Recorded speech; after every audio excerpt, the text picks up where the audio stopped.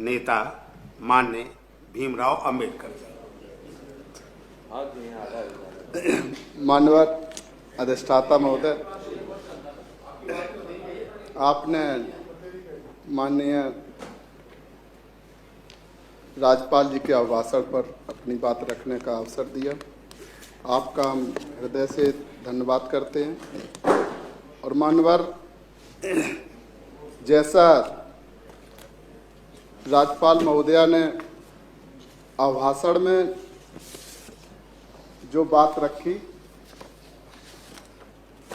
मानवर, जो सरकार का जो पूरा काम करने का जो होता है उसको राज्यपाल महोदया को रखना होता है, ऐसी संवैधानिक बाध्यता है। अगर ये बाध्यता ना होती तो हमारे ख्याल से जो उनसे जबरदस्ती पढ़वाया गया शायद वो ना पढ़ती।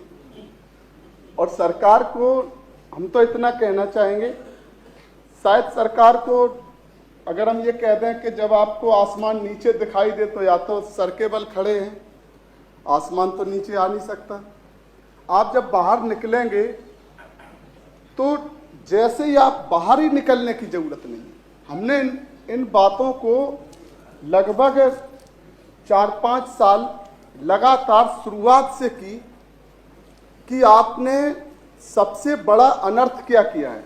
उत्तर प्रदेश की जो सरकार है, इसने सबसे बड़ा अनर्थ ये किया है कि लोगों के जीवन से उसके जीने की जो लालसा है उसको मार दिया है।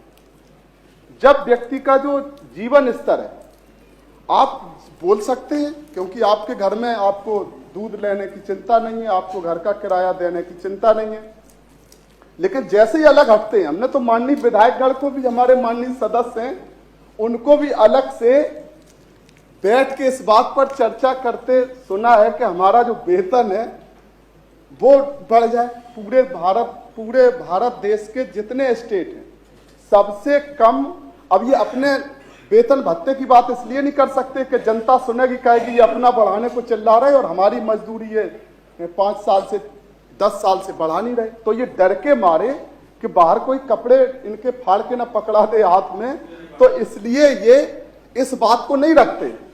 लेकिन अगर ये मजदूर की मजदूरी को बढ़ाएं, जिनके बच्चों को शुद्ध दूध तो छोड़ो, अशुद्ध दूध भी वो उस पैसे से नहीं पिला सकते। शिक्षा व्यवस्था को आपने एकदम खत्म कर दिया, क्योंकि आपका कभी कभी तो मैं सोचता हूं कि ये सरकार वास्तव में उल्टी तरफ को चलती है। पहली सरकार है ये, बात तो ये विकास की करते हैं, लेकिन या तो इन्हें कोई जो योग में प्रशिक्षित लोग होते हैं शायद सरकार को बताया होगा कि आप उल्टा चलना शुरू करो तो आपके नसें सही हो जाएंगी हाथ पैर की। तो इसलिए इस सरकार पूरा उल्टा चलती है। इनको होश ही नहीं रहा कि हमें उल्टा थोड़ा चलने को बताया गया, ये नहीं कि आप पूरे ही उल्टे चलते रहो, थोड़े तो आगे सही चलो।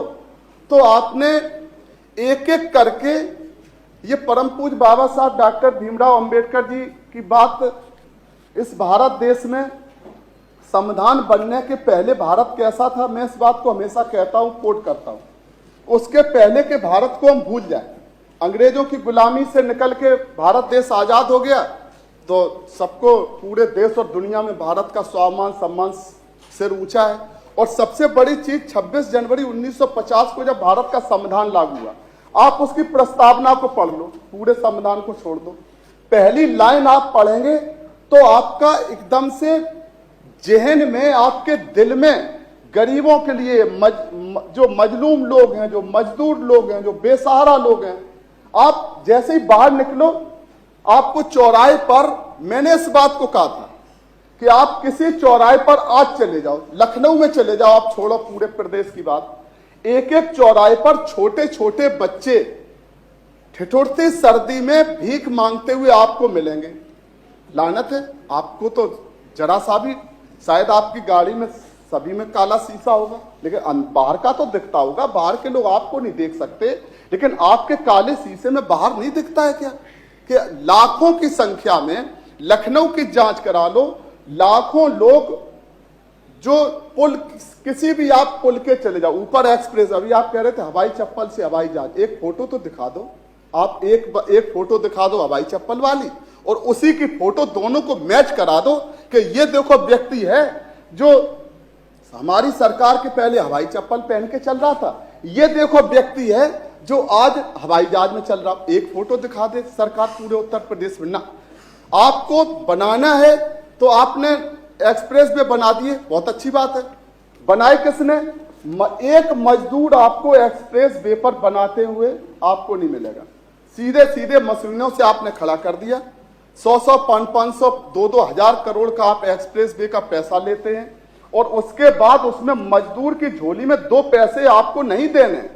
और मैं इस बात को फिर कहना चाहता हूं कि उत्तर प्रदेश पूरे दुनिया का ऐसा प्रदेश है जहां पर न्यूनतम मजदूरी सबसे कम है। इस बात को पर हम बहस कर सकते हैं, और शायद सरकार को इसमें भी बिल्कुल नहीं लग रहा कि हमें क्या करना चाहिए। आपका जीवन स्तर कहां से चलता?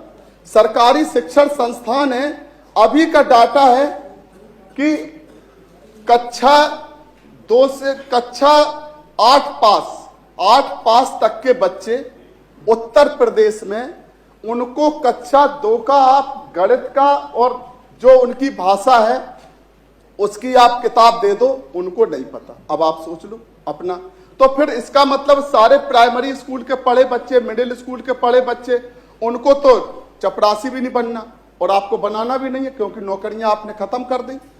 बड़े बड़े रोजगार मेले लगाते, कभी हम सोचते हैं कि ये रोजगार मेले में क्या करने जाते हैं। अब आप कहेंगे हमें तो जनता वोट दे रही, हाँ ठीक है भाई, ये तो आपके पास, अब हम अलादीन के चिराग की बात नहीं करेंगे, नहीं, और चुनाव आयोग लाठी लेके भड़क जाएगा। अब तो आप अगर ईवीएम की बात कर दो तो चुनाव आयोग एकदम से लाठी लेके खड़ा, कहीं मुकदमा ना लिख दे, तुमने कैसे बता दिया ईवीएम गड़बड़ है। ठीक है भाई, ईवीएम सही है, तो फिर कहां गड़बड़ है उसको देखना पड़ेगा। कि आपने शिक्षा व्यवस्था को पूरा का पूरा खत्म कर दिया, और उसमें नौकरियां आपने, पहली सरकार है जो नौकरियों की दुश्मन सरकार है, मैं इसको सदन में कह सकता हूं। आरक्षण की तो आप अब बात ही छोड़ दो, क्योंकि आरक्षण की हम बात क्या करें, जब आपने ईडब्ल्यूएस को भी 10% दिया, 75 साल जिसको आप अमृतकाल कहते, तो पहले तो अनुसूचित जाति दल, जो पिछड़े वर्ग के, अनुसूचित जनजाति के लोग पढ़ के और नौकरियों में बेचारे पढ़ते थे तो वजीफा मिलता था 0 बैलेंस पर। हमारी नेता माननीय बहन कुमारी मायावती जी उस दर्द को समझती हैं। इनको दर्द कहां, इनके तो पेट में अभी दर्द ही नहीं हो रहा, इनको तो इस बात का एहसास ही नहीं कि बच्चे स्कूल में कैसे पढ़ते हैं। तो आपने 0 बैलेंस का, अनुसूचित जाति की आप बात करते हैं, ये पहली सरकार है जो अनुसूचित जाति, अनुसूचित जनजाति और पिछड़े वर्ग की के साथ साथ जो सामान्य वर्ग के जो गरीब लोग हैं उनकी भी विरोधी है। इनको दिल से जो है ये चाहते हैं कि जब तक गरीब लोग गरीब रहेंगे, मजलूम रहेंगे, बेसहारा रहेंगे, तो हमारी चौखट पर ये बैठे रहेंगे, हम राजशाही चलाते रहेंगे, हम तानाशाही। मौका फिर मिलेगा दोस्त, तब कर लेंगे। तो मानवर, ये सरकार को सोचना चाहिए। कल्याणकारी राज्य के संविधान के अंदर फंडामेंटल राइट्स दिए गए हैं, तो नीति निर्देशक तत्व भी दिए गए। आपको पढ़ना चाहिए कि नीति निर्देशक तत्व में क्या लिखा। आप पेंशन देते हैं, उत्तर प्रदेश में जो बीपीएल के लोग हैं, बीपीएल के लोगों को क्या सरकार ने उनके घर में, आप कहते हैं हमने बिजली के कनेक्शन दे दिए, हमने निःशुल्क बिजली के कनेक्शन, अजीब बात हो गई। आपने बिजली के कनेक्शन देके क्या एहसान कर दिया? आप उस घर को क्या निःशुल्क विद्युत देते हैं? क्या उस पर आप बिल नहीं लेते? क्या बीपीएल के उत्तर प्रदेश के सभी लोगों को, पूरे उत्तर प्रदेश में, क्या सरकार निःशुल्क में जो भी वो बिजली जलाते हैं, 100 रुपया, 200 रुपया, 250 रुपया, 300 रुपया जो बिल आता है, क्या उसको खत्म करेगी? आप उसको पेंशन दे रहे 500 रुपया उसको घर चलाने के लिए, और आप उसको 1500 रुपए का बिल भेजे दे रहे। अजीब बात है, आपको समझ में ही नहीं आता कि आप कर क्या रहे हैं। एक तरफ आप गरीब को, उसको आप निःशुल्क में आप राशन दे रहे, पहली सरकार है पूरे भारत देश की, आप कह रहे हमने 6 करोड़ को गरीबी से निकाला। हमने ये पूरा बस्ता है। हमने कहा क्यों खोले बस्ता, आप ही इसको पढ़ पढ़ के बता रहे, वही हम आपको बता दें कि आपको क्या करना चाहिए था। आपको करना क्या चाहिए था, जो करोड़ों की कर्मचारियों का आपने सब खत्म कर दिया। जब आप न्यूनतम मजदूरी को तय करते हैं तो आप जो महंगाई भत्ता आप देते जा रहे, महंगाई भत्ता देते जा रहे, आपका ग्रेड पे क्या है बता दो। आप अगर आप में हिम्मत है तो आप बता दो कि दुनिया में सबसे कम ग्रेड पे आप क्यों दे रहे। आप चतुर्थ श्रेणी के कर्मचारी को सचिवालय में टाई सूट पहन के जो बैठ आते हैं बेचारे, तो कोई ऐसा नहीं, आप तो मजबूरी है आते हैं, लेकिन आप उनसे बाहर कभी मिलके देखो, क्या वो अपने बच्चे को मॉन्टेसरी में पढ़ा पा रहे लखनऊ में रह के। लखनऊ में आप कहीं बाहर निकल के जाएं तो लखनऊ के स्मार्ट सिटी की तो आप बात ही भूल जाओ। ये बात सही, आपने सपने बड़े बड़े देखे हैं, इसके लिए हम कहो तो धन्यवाद दे दें कि आपको सपने देखने अच्छे, सपने आप अच्छे देखते, लेकिन सपनों को कार्यान्वित करना आपकी मानसिकता में नहीं है। क्योंकि आपके जहन में यह है कि करोड़ों लोग अगर भुखमरी के कगार पर पहुंचेंगे, आप कहते हैं 5वें नंबर की अर्थव्यवस्था है, हम उत्तर प्रदेश 1 ट्रिलियन का अर्थव्यवस्था बनने जा रहा, फिर कहीं तो है गड़बड़।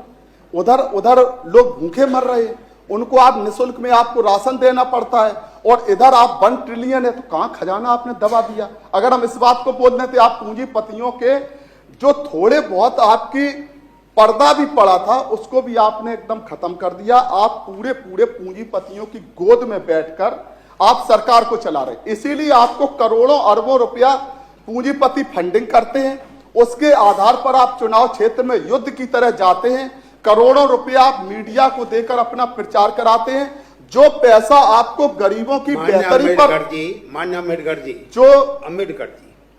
जो 2 बातें आपने कही, इन दोनों बातों का कोई प्रमाण है आप? हाँ बिल्कुल प्रमाण है, एक एक बात का। नहीं, ये 2 बातें आपने कही, आप 2 बता दो। हमने अभी तक पूंजीपतियों की गोद में और पत्रकारों को, पूंजीपतियों की और पत्रकारों की, ये 2 बात ही के ही हम प्रमाण दे सकते, देना पड़ेगा आपको, पूरे प्रमाण, नहीं तो मुकदमा लिख जाएगा। इस सरकार के सामने तो कोई बिना प्रमाण के बोल ही नहीं सकता। ऐसा है, इस सरकार के खिलाफ। अम्बेडकर जी सुन तो लीजिए, जिसका प्रमाण हमारा भी विशेषाधिकार न हो, हमारा भी विशेषाधिकार है, अधिकार आप कुछ भी बोल सकते हैं।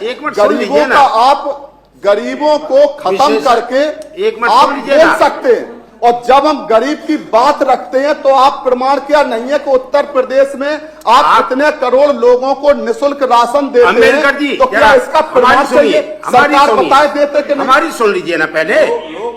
आप यहाँ सदन में किसी नियम के तहत ही तो कोई बात बोलेंगे, बोल रहे मैं कह रहा हूँ आपको, पॉइंट ऑफ ऑर्डर का विषय है ये। जिस चीज का प्रमाण आपके पास में नहीं है, दीजिए ना प्रमाण। हाँ प्रमाण लीजिए, पीठ को प्रस्तुत करिए, अभी करिए। अगर यहाँ नहीं है तो ये कार्रवाई का हिस्सा नहीं होगा। किस चीज का प्रमाण चाहिए? जो 2 बातें आपने बोली, दोनों बातें, हाँ वो कह दिया हमने। हाँ, जब अधिष्ठाता जी खुद ही आपके साथ खड़े तो नहीं, ऐसा नहीं है। पीठ पर आक्षेप न लगाइए, पीठ पर आक्षेप न लगाइए अम्बेडकर जी, जब पीठ पर आक्षेप न लगाइए, साथ खड़ी हो जाए पीठ पर आक्षेप न लगाइए। नहीं होना है, सरकार को तो बेचैन ही नहीं होना है। अरे दीजिए ना प्रमाण दीजिए, इनका बात है, आपको बोलने का, आपको नहीं कह रहा हूं बोलने के लिए। माननीय अधिष्ठाता महोदय, कार्रवाई का हिस्सा नहीं रहेगा। दोनों बिंदु जो बोले आगे बोलिए, बैठ जाइए। माननीय अधिष्ठाता महोदय, माननीय सदस्य का मैं बहुत सम्मान करता हूं।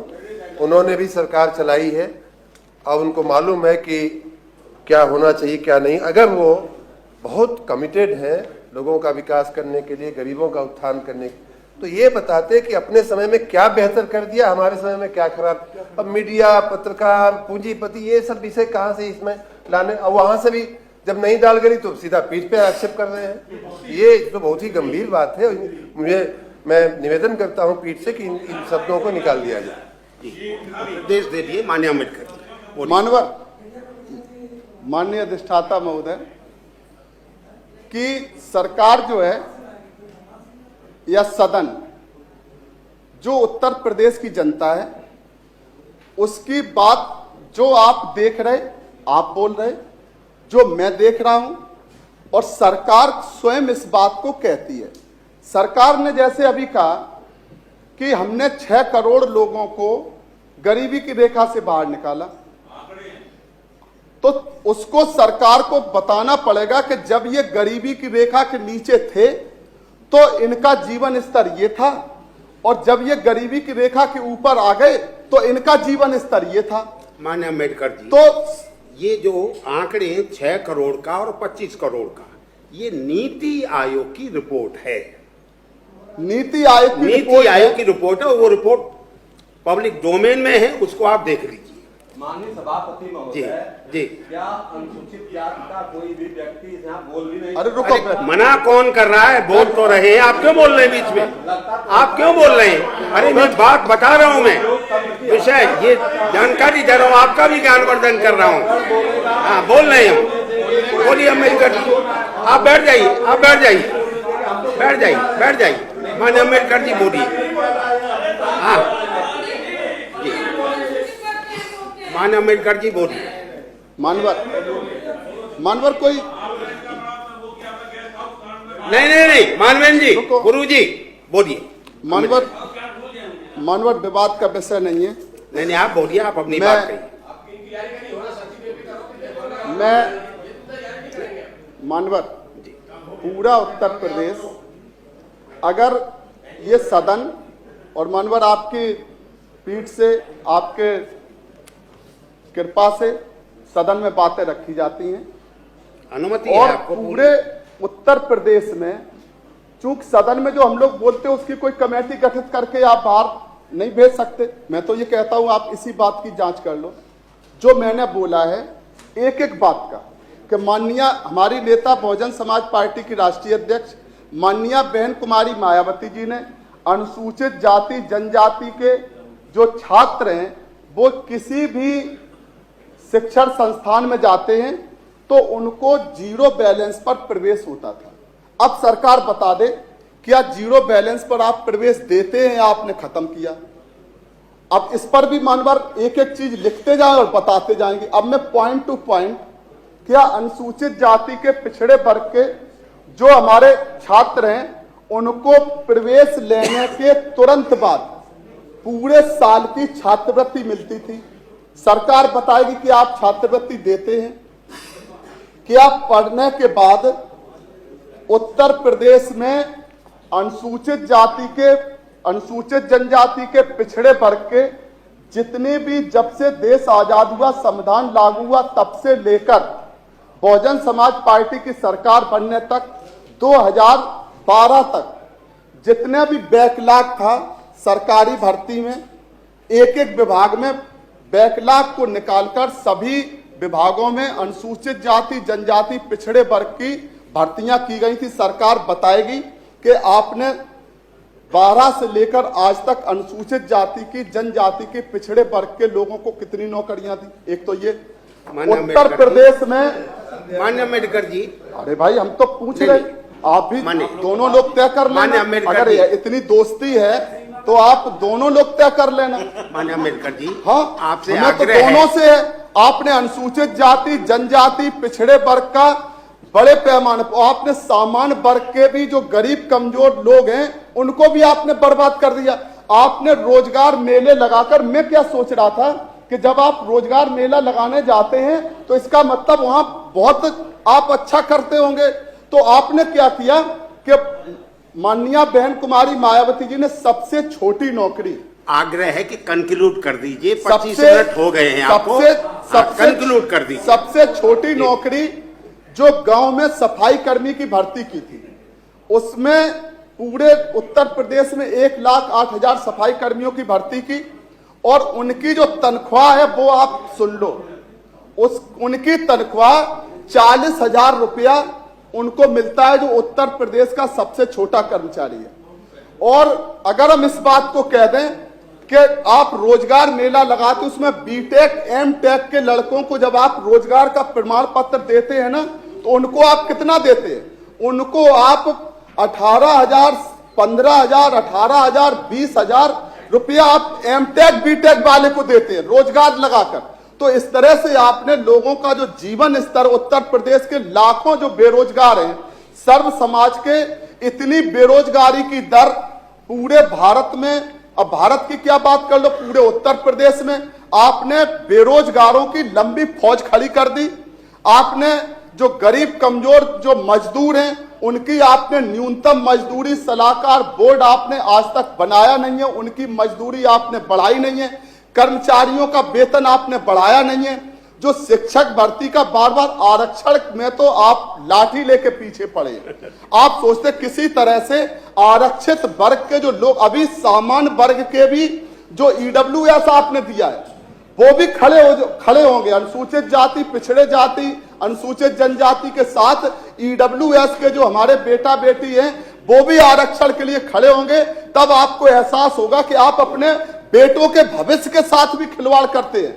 इसलिए उत्तर प्रदेश की जो सरकार है, जो आपने माननीय जो राज्यपाल जी ने जो रखा है, उसमें आपने पूरे एक एक चीज, गरीबों को आपने बाहर कर दिया, किसानों को आपने बाहर कर दिया।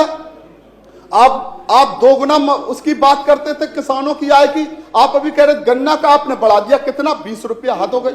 माननीय बहन कुमारी मायावती जी ने एक साथ दूनी गन्ने का दूना मूल्य एक साथ किया था, 100 रुपया बढ़ाया था, कितना नहीं 100 रुपया, मतलब एक बार में पहली बार उत्तर प्रदेश में 100 रुपया। शायद कोई गन्ने की खेती की तरफ से आते होंगे तो कहेंगे इनको भी अभी यहाँ पता नहीं,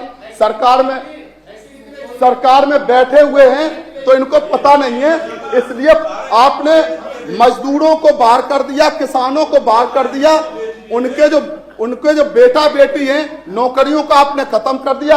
आप बस अड्डे बेच रहे, आप बस अड्डों का भी मतलब हद हो गई कि आप क्या क्या बेचेंगे। जब इसकी बात आएगी तब पता चलेगा कि आपने सरकारी जो चीजें थी, जो अभी आप बोल रहे ना, आपका जब हिसाब होगा तब पता चलेगा कि आपने क्या क्या बेच दिया पूरे प्रदेश में। अभी आप दिल्ली की भी बात कर रहे थे, तो दिल्ली और लखनऊ दोनों मिलकर आपने बाजार लगा के आपने सरकारी संस्थानों को बेच दिया।